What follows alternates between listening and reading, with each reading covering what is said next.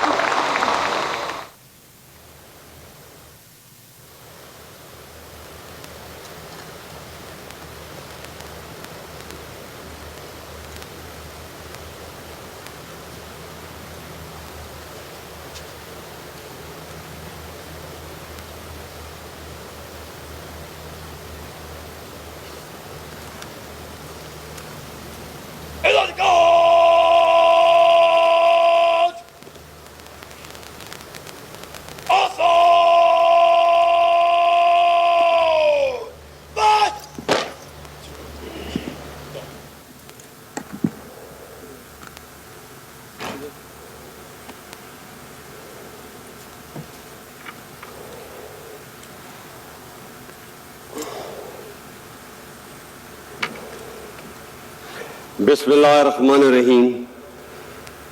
جناب صدر مملکت اسلامی جمہوریہ پاکستان، شہدائے پاکستان کے عظیم اہل خانہ، بہادر غازیوں، سینٹ اور قومی اسمبلی کے ممبران، جنرل آفیسرز، مہمان گرامی اور خواتین و حضرات، السلام علیکم۔ آج یوم دفاع و شہدائے پاکستان کے موقع پر آپ سے خطاب کرنا میرے لیے اعزاز کا باعث ہے۔ بلا شبہ دفاع وطن ایک مقدس فریضہ ہے جو ہمیں جان سے بھی زیادہ عزیز ہے۔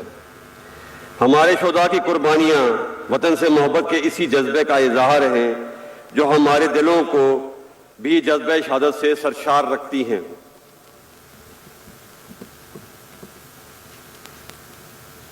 قیام پاکستان سے لے کر آج تک کے مستحکم پاکستان تک کا سفر پاکستانی قوم کے جذبوں، ایثار اور وطن سے محبت کی عظیم روایات سے مزین ہے۔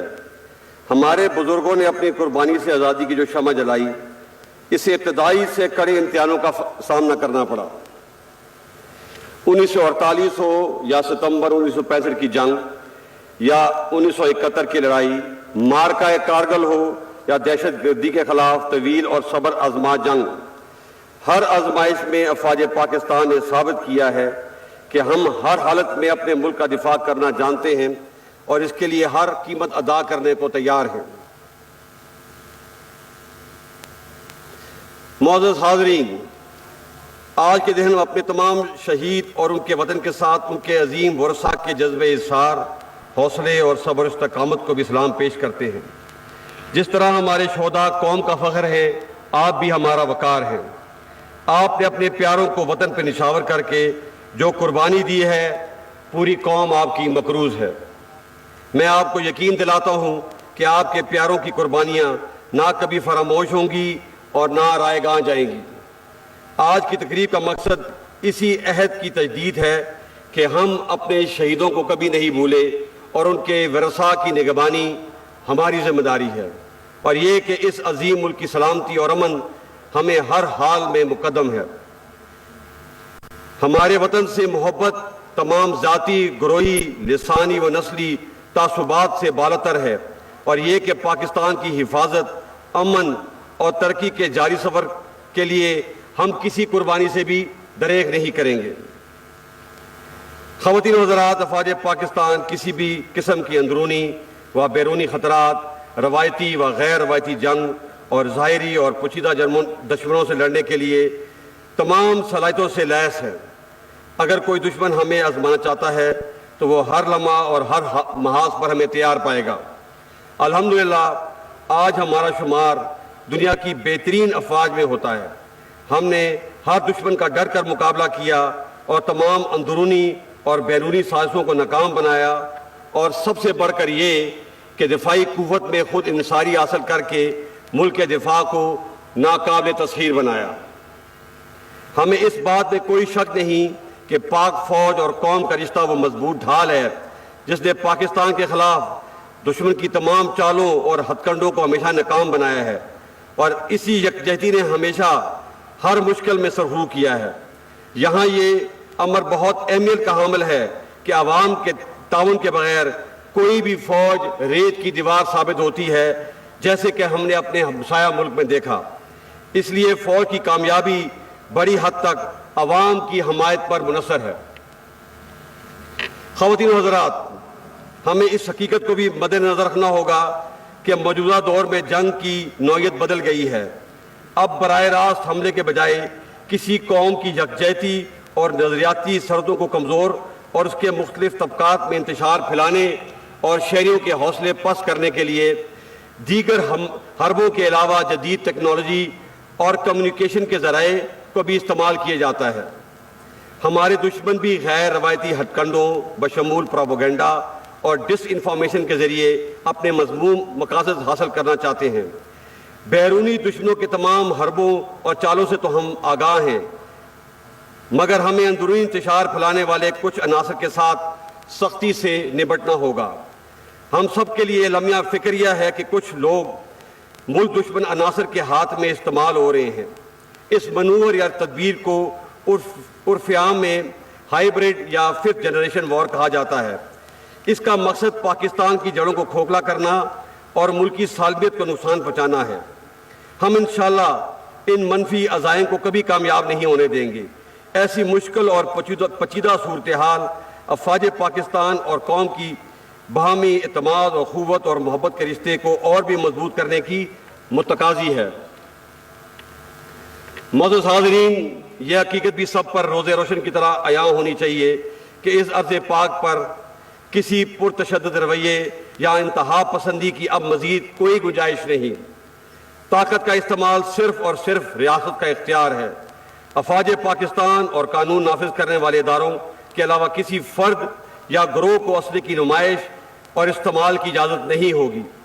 کسی شخص کو بھی یا گروہ کو علاقائیت، لسانیت، نظریے اور مذہب کی بنیاد پر ریاست کو بلیک میل کرنے کی اجازت نہیں دی جائے گی۔ بحیثیت قوم ہمیں یہ عہد کرنا ہے کہ ہم سب نے مل کر پاکستان کو قائد اعظم کی سوچ کے مطابق اعتدال پسند، پرامن اور ایک جدید اسلامی اور فلاحی ریاست بنانا ہے۔ خواتین و حضرات، جمہوریت میں پاکستان کی مضبوطی اور بقا ہے۔ اسے مزید مستحکم کرنے کے لیے ہم سب کو آئین کی پاسداری اور انصاف، برداشت اور بردباری کے اصولوں پر عمل پیرا ہونا ہوگا۔ تنقید برائے تنقید، نفرت اور عدم برداشت جیسے منفی رویوں کی حوصلہ شکنی کرنی ہوگی۔ پاکستان نے اگر ترقی کرنی ہے تو ہمیں اپنی انا اور ذاتی مفاد کو پس پشت ڈالنا ہوگا۔ اس جذبے اور اصرار کی زندہ مثال ہمارے شہداء ہیں۔ ہمیں ان سے سبق سیکھ کر آگے بڑھنا ہے، اور بقول امریکی صدر جان ایف کینیڈی، یہ مت پوچھئے کہ ملک آپ کے لیے کیا کر سکتا ہے، بتائیے آپ ملک کے لیے کیا کر سکتے ہیں۔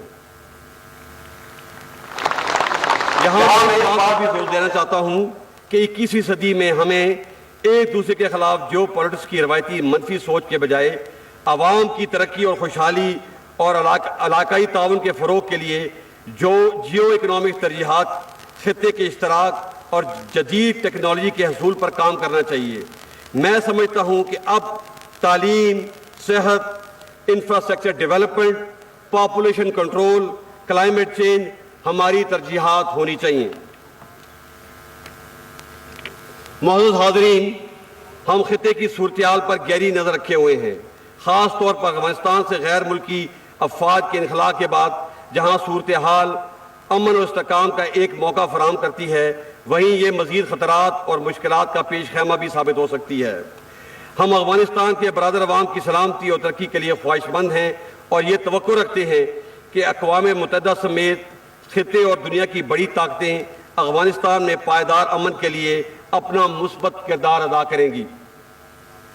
اس بات میں کوئی شک نہیں کہ 1979 سے افغانستان کے عوام نے بہت سی مشکلات کا سامنا کیا ہے۔ ہم جنگ کی تباہ کاریوں اور اس کے نتیجے میں پیدا ہونے والے افغان بھائیوں کی مشکلات اور دکھ درد سے نہ صرف آگاہ ہیں بلکہ اس درد کو محسوس بھی کر سکتے ہیں۔ پاکستانی قوم ہمیشہ کی طرح آج بھی اپنے افغان بھائیوں کے ساتھ کھڑی ہے۔ ہماری خواہش ہے کہ افغان لیڈرشپ تمام معاملات افہام و تفہیم کے ذریعے طے کرتے ہوئے افغان عوام کو امن اور خوشحالی سے ہمکنار کرے۔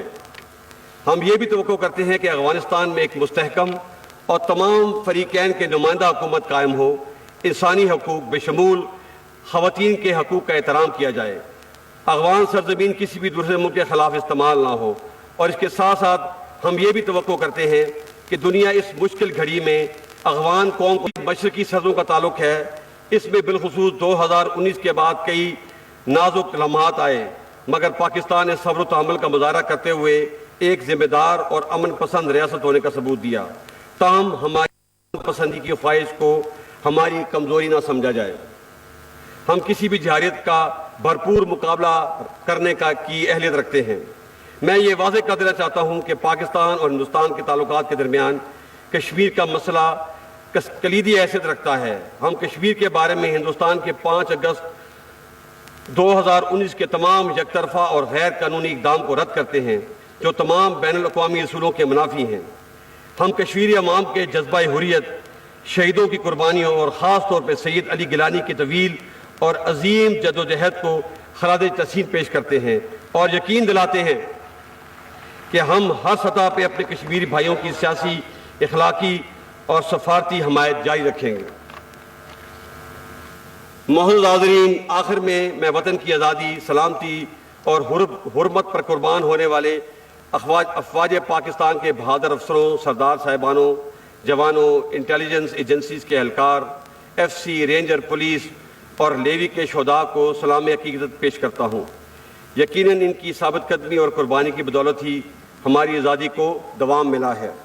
میں شہداء کے لواحقین کے صبر و استقامت کو بھی سلام پیش کرتے ہوئے اس بات کا برملا اظہار کرتا ہوں کہ اس قوم کو دنیا کی کوئی طاقت شکست نہیں دے سکتی جس کی مائیں اپنے بیٹوں کو وطن کی حرمت پر قربان ہونے کے لیے پروان چڑھاتی ہیں۔ آئیے آج کا دن اور یہ لمحات شہدائے وطن و غازیوں کے نام کرتے ہوئے اس عہد کی تجدید کریں کہ ہم ان کے نقش قدم پہ چلتے ہوئے پاکستان کے مستقبل کو روشن اور پرامن بنائیں گے، اور ہم نے وطن کے تحفظ کی جو قسم کھائی ہے ہر قیمت پہ اس کی پاسداری کریں گے۔ اللہ تعالی ہمارا حامی و ناصر ہو۔ پاک فوج زندہ باد، پاکستان پائندہ باد۔